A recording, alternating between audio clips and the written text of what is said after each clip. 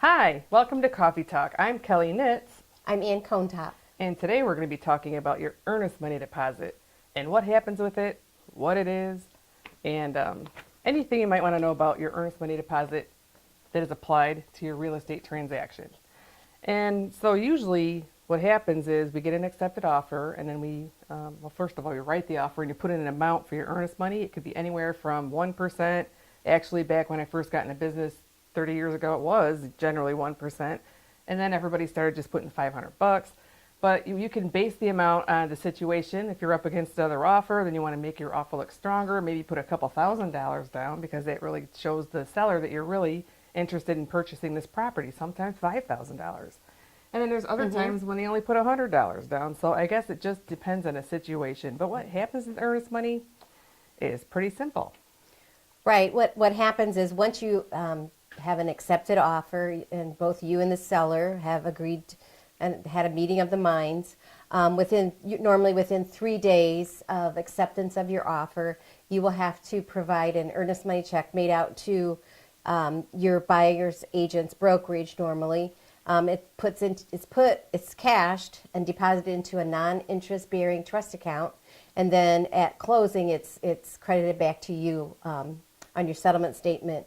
They usually provide a check and you sign it over because it goes towards your sale price. Yeah, many times brokerages are audited, their trust accounts are audited, so they're very strict and you have to comply with them. So the earnest money cannot be released or anything without everybody's signature. So it's a very strict account and it's not interest bearing, but it will be cash, so beware of that. And then it will be given back to you at closing. But there are different ways that you can get your earnest money back. And in our offer to purchase, if the house doesn't appraise at or above purchase price, it just says in the contract that you can back out and then you will get your earnest money back. Right. Or, for example, most offers, or practically all offers, are written based on a contingency of financing. So your financing has to go through. Now, if there's usually you have a pre-approval, but if there's something that happens in the midst of things that maybe your loan officer missed, and your financing falls through, you have a right to get your earnest money deposit back.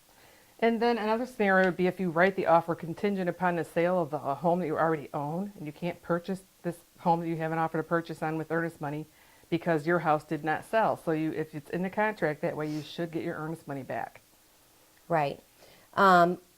Additionally, you can get your earnest money refunded to you if you have your home inspection and there's a major issue or issues that you are worried about and you decide you do not want to buy the home because of the inspection issues, you can get your money released, your earnest money released. And then, so then if the house isn't finished, and this is if you're doing a new build and the builder does not comply with his arrangements. So, I mean, sometimes it's known that you always extend over the construction ending date. Usually it's 6 to 9 months, but many times it goes over that depending on what the subcontractor's schedules are. So there are just certain instances when a buyer can get their earnest money back during this type of negotiation, because with a builder it's a lot different. Many times you put a lot more money down and it's a lot different. So you just have to follow the contract on that one. Other times is if the seller that you have an agreement with decides to back out. Of course, that's a big problem.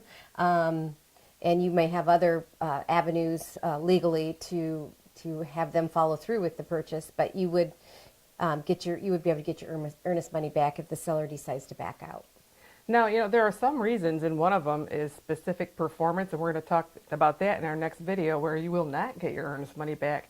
So thank you for joining us on Coffee Talk, and if you like the video, just like it or subscribe to our YouTube channel. Thank you. Thanks.